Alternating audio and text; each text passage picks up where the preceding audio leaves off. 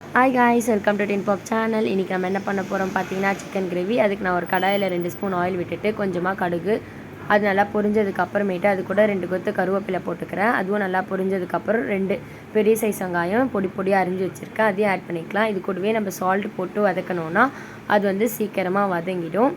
அதே மாதிரி நான் 2 பெரிய சைஸ் தக்காளியை பொடி பொடியாக அரிஞ்சு வச்சுருக்கேன். இது கூட நம்ம 2 ஸ்பூன் இஞ்சி பூண்டு பேஸ்ட் ஆட் பண்ணிக்கலாம். இப்போ நம்ம அரிஞ்சு வச்ச தக்காளியும் இது கூட ஆட் பண்ணிக்கலாம். அது நல்லா வதங்கினதுக்கு அப்புறமேட்டு 1/4 spoon turmeric powder, 1 spoon chilli powder, 2 spoon chicken masala add பண்ணிக்கலாம். ஆட் பண்ணிவிட்டு நல்லா அது வந்து இந்த மாதிரி ட்ரையாக திக்னஸ் வந்ததுக்கப்புறம் அது கூட நான் எடுத்து வச்சுருக்கேன் சிக்கன் ஆட் பண்ணிக்கிறேன். நான் வந்து இன்றைக்கி 1/2 கிலோ சிக்கன் ஆட் பண்ணியிருக்கேன்.